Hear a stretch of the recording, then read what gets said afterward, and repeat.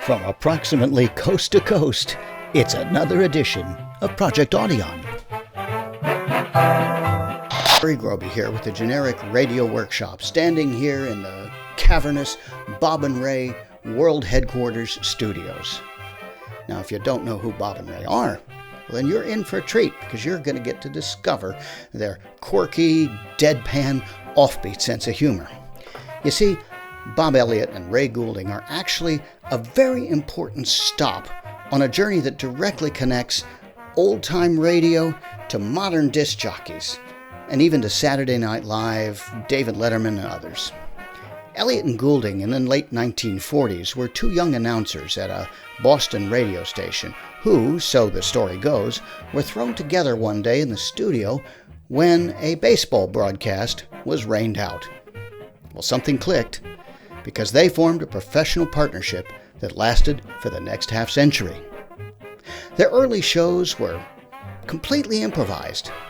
When they moved to networks, they started writing parodies of popular shows, soap operas, and the like.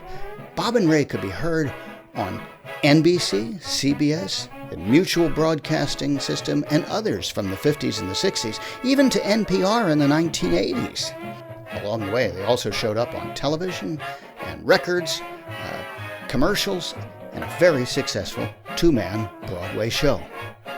So whether you don't know your Wally Ballou from your Arthur Sturdley, or you can actually recite the entire Komodo Dragon sketch from memory, enjoy this collection of bits from the Bob and Ray Show at its mid-century best. We now return you to our regularly scheduled broadcast.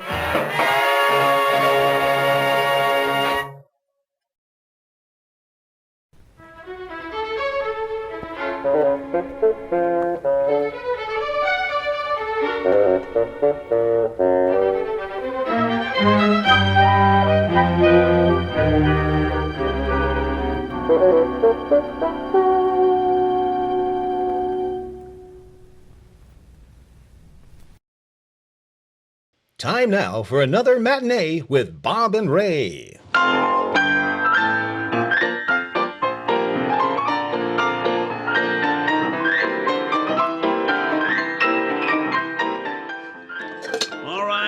All right, that's enough of that. We have so much to do today that we're a little beside ourselves. We've been snapping at our assistants here all morning. You've been real cranky today. And all afternoon. And it's because we have so much to do today. The cannon over here. Yes, that's right, please. What we're doing today, for one thing, is installing the famous Bob and Ray cannon. Now, that's the automatic cannon that fires and goes off automatically when a guest or music or... Excuse me, Ray, would you hand me that Stilson wrench, please? Stilson wrench? Right. Is this a Stilson wrench right here? No, it's the other one. Oh, that's right. There you are. Say, that's a big wrench, isn't it? Well, it's a big cannon.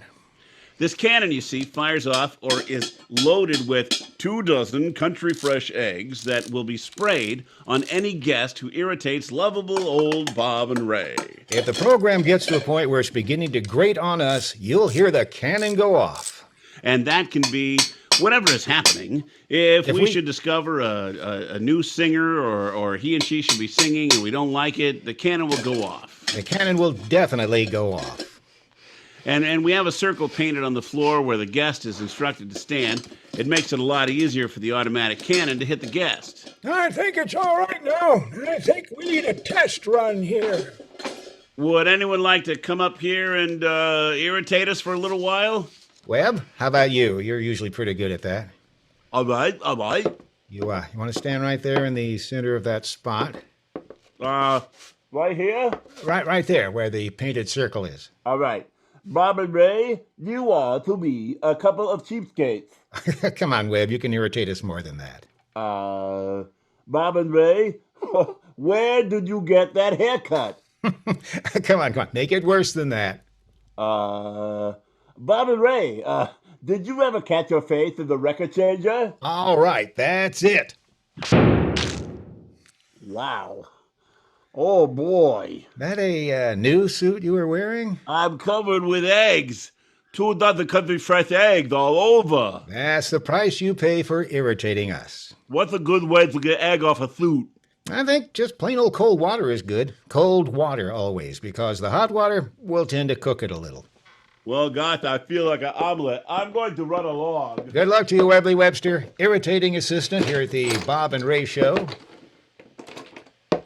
The cannon did work pretty well, though, didn't it? It certainly did.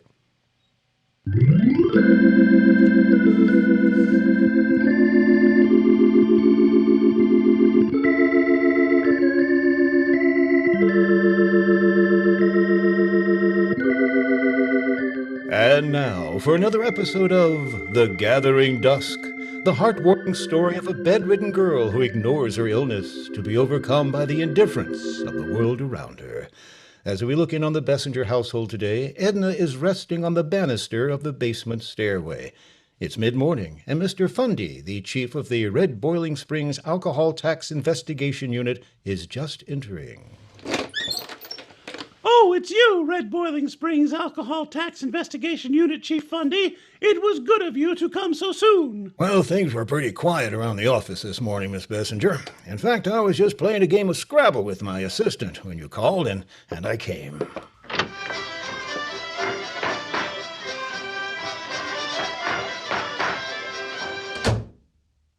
Oh, is that so?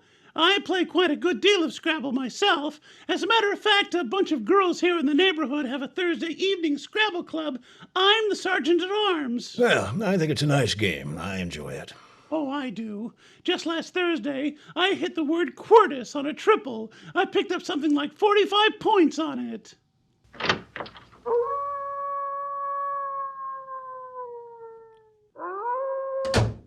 Quartus? What does quartus mean, Miss Bessinger? Well, it doesn't mean anything. We have a club rule that you can use any word with a nice sound to it. You know, Quartus, Swidmore, Splorch, Plovet, things like that. Well, doesn't that kind of take the fun out of the game if you can just make up words? Well, we don't make them up. They just don't happen to be in the dictionary.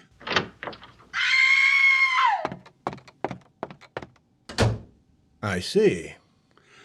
Emma Schroeder is going on vacation next week. Maybe you'd like to take her place at our Thursday night games while she's gone. It would give you a chance to meet a lot of attractive girls. Well, thanks for the invitation, Miss Bessinger, but I do have something else on Thursday night. What? I don't care. Anything. Well, suit yourself.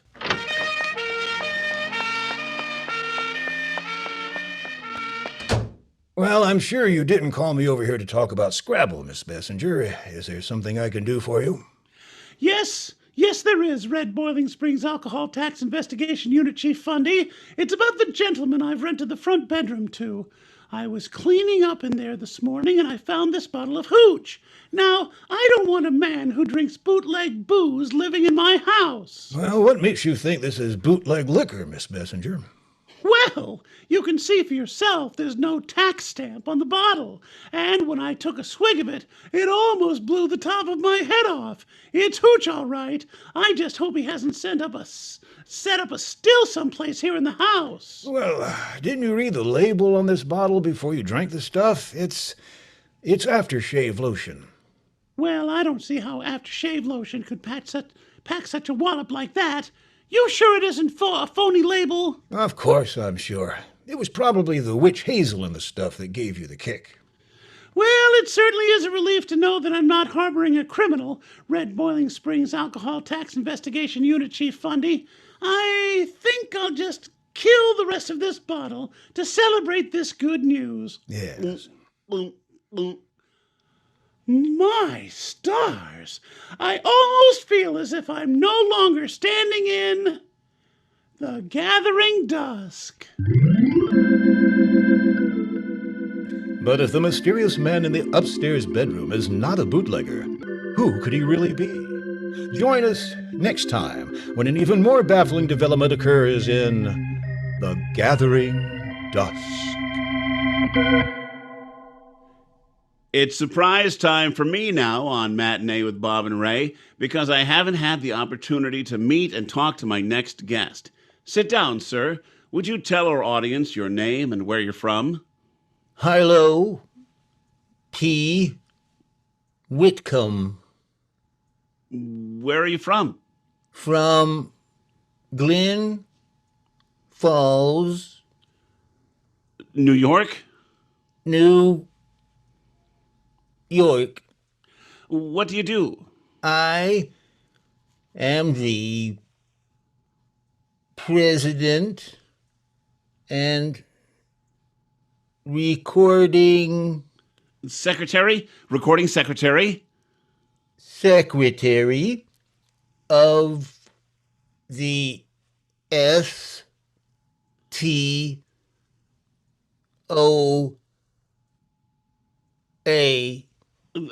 What does that stand for? the Slow Talkers of America.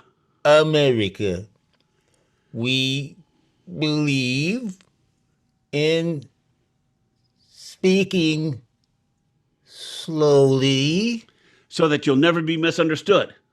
so that our ideas, our thoughts, Words and opinions will never be misunderstood.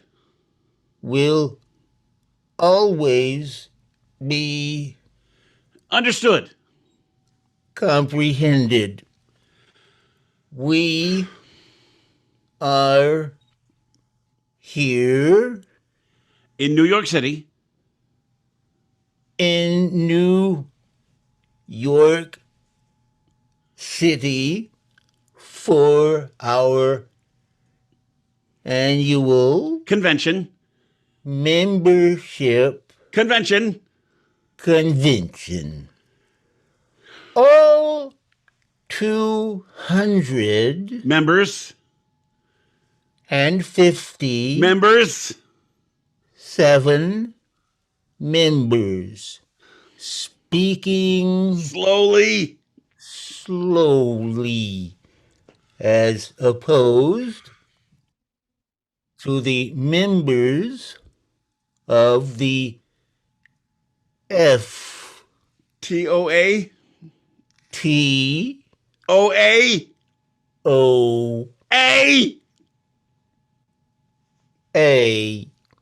the Fast Talkers of America, Talkers of America. You're making me a nervous wreck, sir. of America. We have a credo. Just a moment.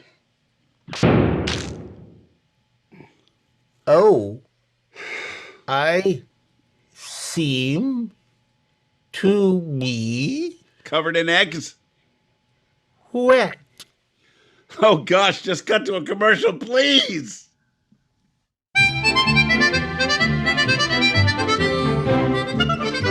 We've been asked to make the following announcement by Bob and Ray Enterprises Incorporated, which makes all kinds of gifts for the home, club, and office. Folks, we guessed wrong on Columbus Day. We got overstocked on Columbus-type sailing ships because people didn't buy them as expected. You win. Yes, folks, right now we have 22 Nina, 45 Pinta, and 134 Santa Maria type full-size sailing vessels, which we're practically going to give away. You can see them at anchor just to the left of the Brooklyn Navy Yard. Each vessel accommodates up to 135 people. Have fun on a weekend cruise with all your friends. Visit the Festival of Britain, the 2000th birthday of the city of Paris. Only 135 days to Europe. 4.5 months of exhilarating days at sea. 19 weeks of carefree, sunny sailing over the briny deep. Just write to Isabella, New York, and say, I want to backtrack Columbus's footsteps. Then row over to the left of the Brooklyn Navy Yard and board your own ship. It's up sail, downstream, and off to Europe.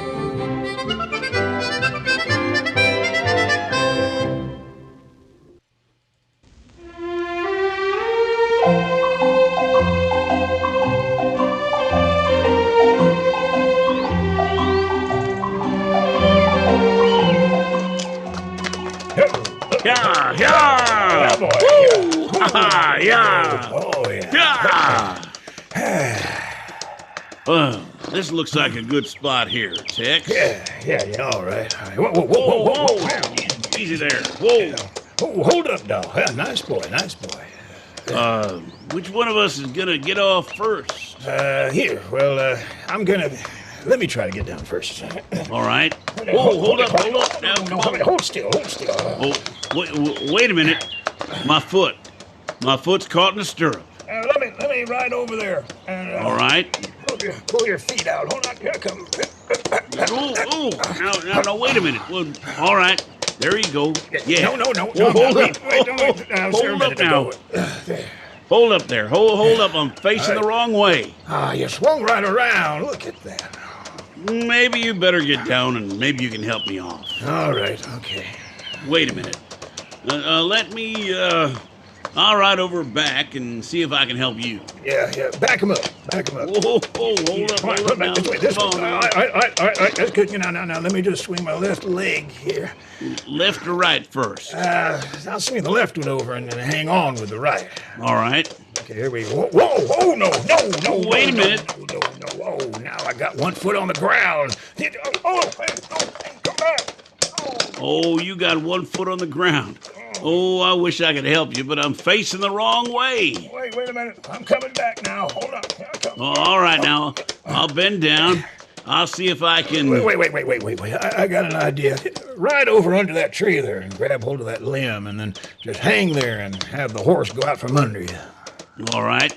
Right. Over there, horse. Go over that limb. Come on now. Hang on now. I am. Wait a minute. If I let go, I'll be 10 feet from the ground. Oh, yeah, that's right. Probably be too far to fall there. Come over and get me, will you? All right, I'm coming this way. Come on. Over. Come on, boy. Come on. Hold still now. Come on. All right, now I'll grab your horse and lead her back. Come on, girl. Come on. Oh, I'm getting hungry. Yeah, I am too. I'm gonna try this time by putting my right foot down first. Oh, I dropped my hat. Oh, well, there goes my mess cup. Well, that's down anyway. Well, we're gonna have to eat here, no doubt about it. Yeah. Wait a minute, I'll get down. Wait, what do you say we eat on our horses, huh? Wait a minute, I'm down. Well, all right now. No, I'm not either. No, I'm not either. Thought for a minute I was down. Whoa, Easy now. Come on. Oh, come on. Do you have any ideas, Tex? Yeah, I'm gonna eat right here, sitting right where I am. Well, I can't eat this way. My mess cup's gone. Whoa, easy. Hold now, steady now. Come on now. What'd you bring to eat anyway? Them Parker House rolls? Rich creamery butter? Oh, it looks good. I wish I could get down from this horse. Yeah. I can't do it. I just can't do it. No, I can't either. Maybe we can sleep here overnight. Wake up fresh in the morning and we can get off. I'm going to try it once more. I'm going to start by taking my foot out of the stirrup. Now, you keep an eye on me and see how I do this. All right, give it a try there. And if I do it right, then you follow. Then we can eat on the ground like cowboys should. Right, around a campfire and everything. Gonna put my right foot... Oh, wait a minute. I'm in your stirrup. Oh, look at that. We're worse than we ever were now. Oh, yeah, now you're on my horse. No. Hey, come on now, horse. Come on back now. Oh, come on. Whoa. Oh, horse.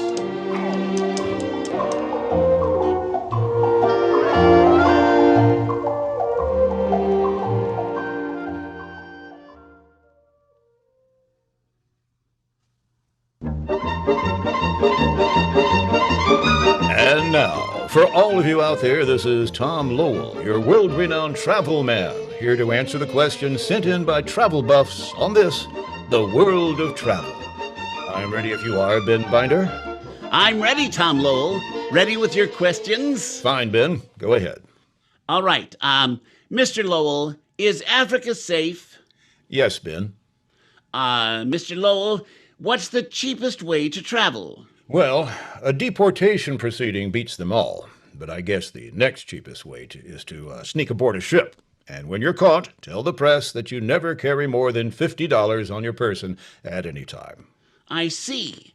Well, now, Mr. Lowell, what is the maximum allowable luggage weight for each passenger on Skycraft Airlines? Well, Skycraft flies all over the world, and to make things easy for the passengers, their maximum allowable luggage weight comes to 4 pounds. Why so little, Mr. Lowell? Well, they feature the new lead fuselage for passengers' protection, and it weighs considerable. Well, it would seem like a plane like that would have trouble taking off. Well, we use runway 6 at Idlewild, and that runway goes all the way to National Airport in Washington, and usually the plane becomes airborne some 8 or 9 miles away from Washington, so there's plenty of room for a nice takeoff. Well, yes. So which is the best airline for weight allowance? Any of the airlines which use lots of aluminum in the manufacture of their aircraft. Now, Mr. Lowell, what is the difference between an alligator and a crocodile? None that I can see. The alligator might possibly make a better shoe, but I'm not sure. And what's the most interesting sight to be seen in the British Isles, Mr. Lowell? The Guarding of the Change, which takes place at the Bank of England. It's a very moving ceremony, one you don't want to miss. Good to know. Now, which is the best language to speak when visiting Sweden, Mr. Lowell? Interesting result. Spanish is the best language to speak when visiting Sweden. In the world of travel, what are sea legs? I don't know. Where can one see the upcoming 1956 Olympic Games? They could be seen in London in 1952. I see. Well, Mr. Lowell, is it possible for a person to walk across the United States on foot? Not with Hawaii in the picture, it isn't. And now a question from a slightly skeptical listener who wants to know, is it true that in some parts of the world, fried grasshoppers are a delicacy? Fried grasshoppers is a highly delectable dish in many countries, but a note of warning, order them well done. Very often, an underdone grasshopper will get to your salad before you do. And Tom, a listener wants to know, what is a fjord? I believe a fjord is a Norwegian car. Now, that's just not true. Oh, my goodness, my favorite time. In fact, a fjord is a Swedish car. I'm sorry, but people are counting on you for accurate information, Mr. Lowell. Actions have consequences, you know. I'm sure you'll want to go back to your World of Travel headquarters and ponder that. But thank you anyway, Tom Lowell, for answering Travel Man for your much-needed information. Is there a dry cleaner here?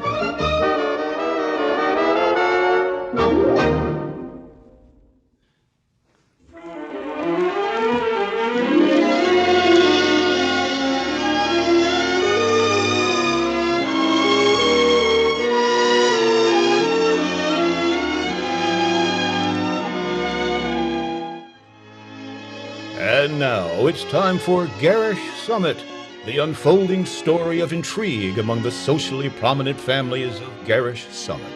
There in stately splendor, far removed from the squalid village below, they fight their petty battles of power and money.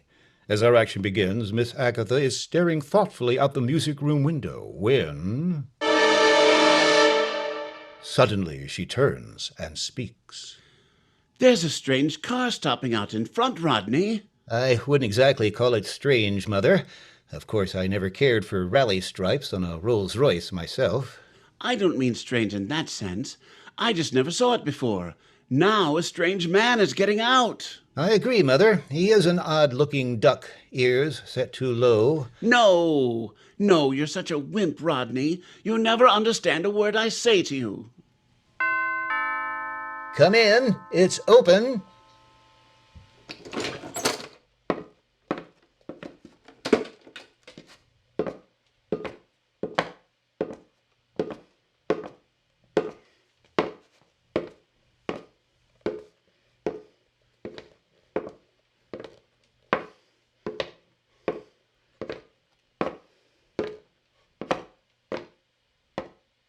Over here in the music room.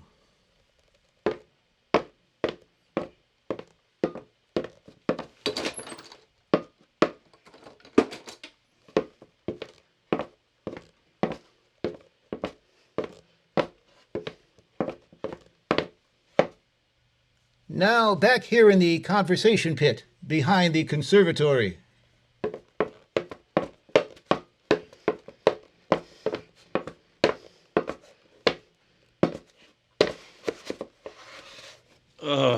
Quite a place you've got here. Thank you. We like it.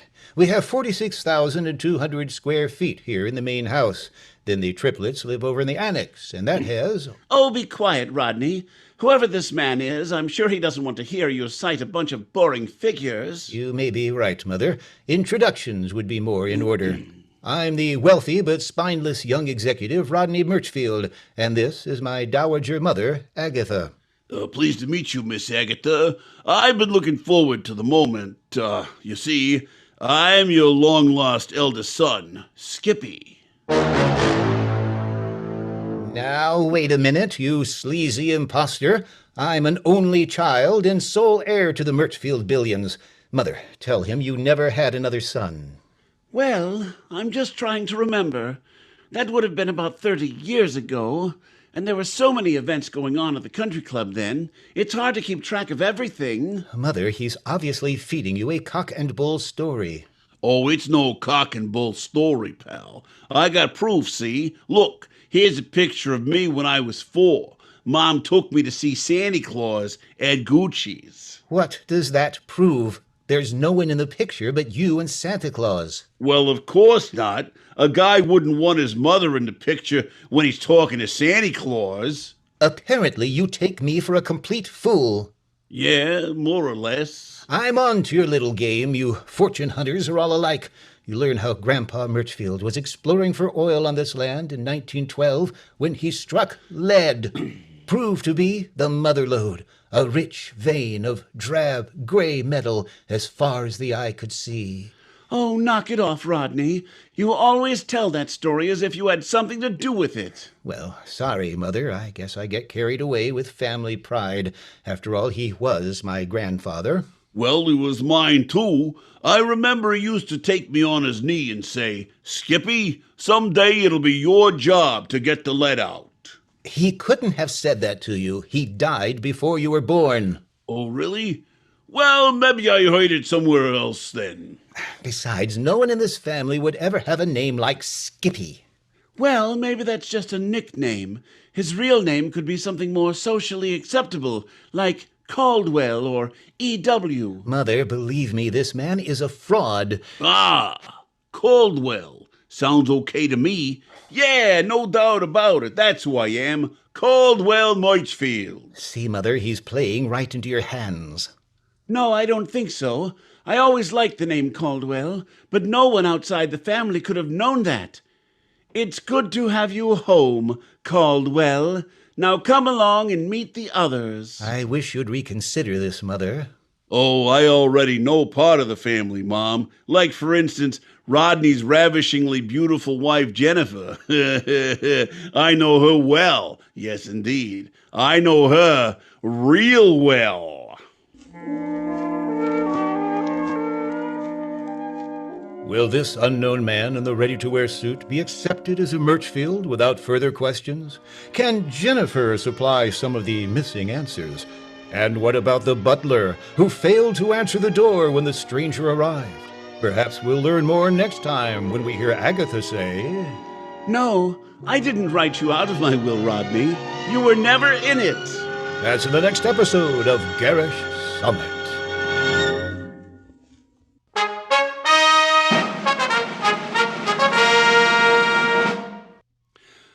Well, Bob, it's that time again, the finals of the annual Bob and Ray Spelling Bee contest. Do you happen to have the regional winners? Our 3 semi-finalists arrived here in New York last week. I wonder if you would step up to our microphones and identify yourselves. You are... I'm Betsy W. Ross from Fredericksburg, Maryland. Yes. That's right. Russell Plume, are you here? Russell couldn't be here. Well, Russell was the Southern States champion, and who are you? I'm Benjamin Franklin from Altoona, Pennsylvania, and I'm going to substitute for him. Well, who do you represent? I'll represent the Southern States, if I may. And our last contestant from the West Coast? Paul G. Revere. Paul G. Revere. From Elmont, Utah. All right, you two gentlemen and the lady are the regional winners, and as you know, we are going to give you one round of words in the first go-around in our national semifinals. If you answer correctly, you will hear... And if you answer wrong, it's... Now, the words will be chosen out of this barrel, which has been turned over so that they are all mixed up. And I think we will let our lady go first. Miss Ross, will you pick your first word? All right, here you are. Your word, Miss Ross, is Paleolithic, Paleolithic. pertaining to an era in the development of this earth. Capital P-A-L-E-O-L-I-T-H-I-I-I-T-I-M. No, I'm sorry, that last letter should have been C, Miss Ross. Better luck next time in the second round. Let's move along with Mr. Plume, or rather, Mr. Plume's proxy. Franklin. Mr. Benjamin Franklin, you will have to reach in and hand me the word. Okay, here you are. The word you have chosen from our barrel of words is interfenestration, the spacing of windows. Interfenestration. I-N-T-E-R-F-E-N-E-S-T-R-A-T-I-O-B. I'm sorry you missed it by one letter, Mr. Franklin. The last letter is N. You'll take your seat next to Miss Ross, and our final semifinalist is Mr. Revere of Elmont, Utah. Will you hand me your word? Sure. Your word is the interrogative who. Now, wait a minute. Give him a chance. Well, I had a real tough one. I'm sorry, but you choose your own words. Who? W-H-O. WHO is right. What kind of a Badger game is this? I had Paleolithic and he had interfenestration. And so that makes Paul Revere the winner of round one. And this big lunkhead gets who? And we'll be back with round two after this commercial.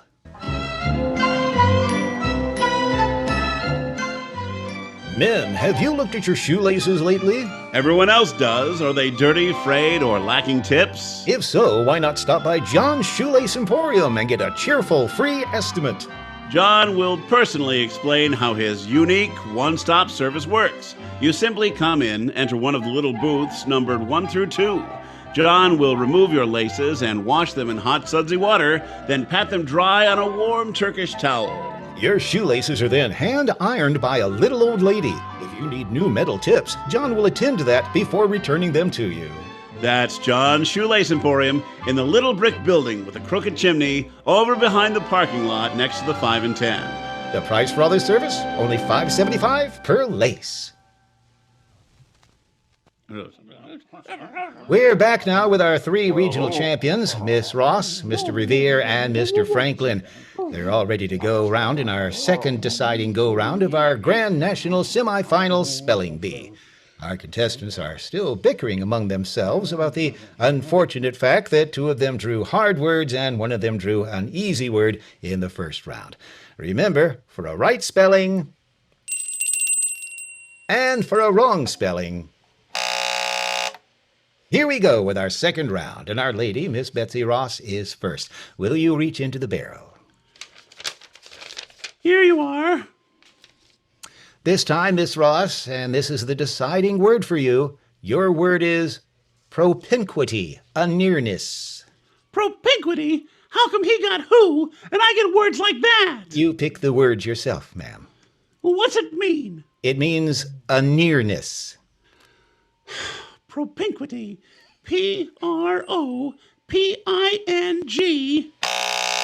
Oh, no, it looks like a G the way some people write, but it's wrong the way you spelled it. So I'm afraid you're out, Miss Ross, but our congratulations for putting up a good fight. I didn't put up any good fight. I'm just trying to save my skin. Let's move to the regional champion from South, being represented by a proxy, Mr. Benjamin Franklin. I go along with Miss Ross to a degree. It seems like she and I drew the long straws. Well, you did get a difficult word as opposed to an easy one for Mr. Revere in the first round. Let's see if you can do any better this time. You have chosen the word proximity. That's a pretty difficult word, too. Please, please, please, Miss Ross. Proximity. Proximit.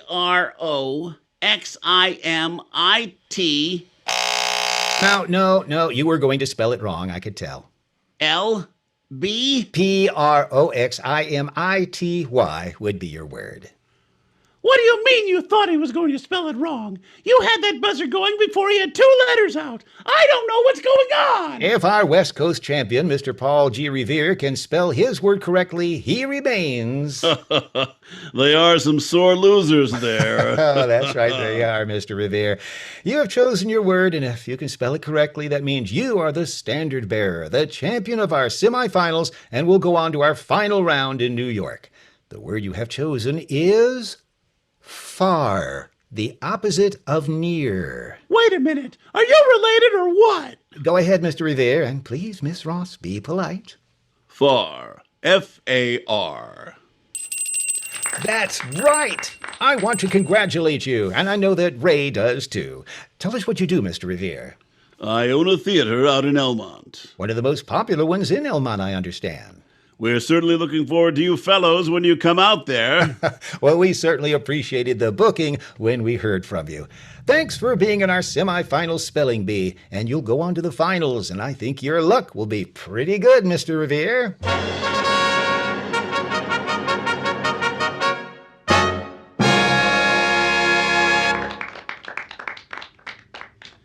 Where's that cannon thing? I'd like to see if Bob and Ray can spell E-G-G. Oh, good thing we used up our daily quota of country fresh eggs, eh, Ray?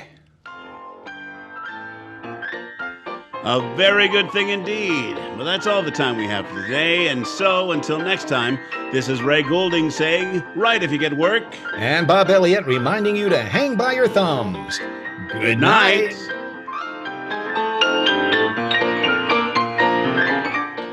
This is the Finley Quality Network. Oh, God, that's annoying.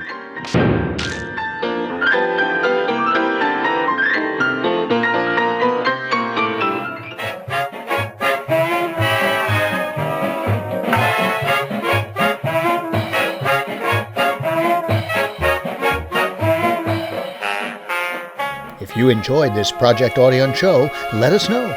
Like it, share it, or drop us an email.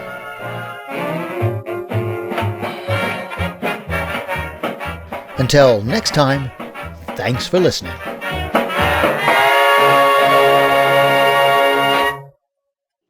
Oh, no. Wait a minute. All right, there you go. Yeah. Hold up. Come on there. Easy there. Hold up there. Hold up. I'm sorry. All right. I'm so used to the line. See that? It's Ray's line again right after he says something. So I'm so used to Bob saying the next line. So it's my fault. Need to highlight your lines there. What? Highlight your lines. How do you do? Whoa, don't hold up there. Go on to your next line. Hey. Yeah, we ain't supposed to see something here.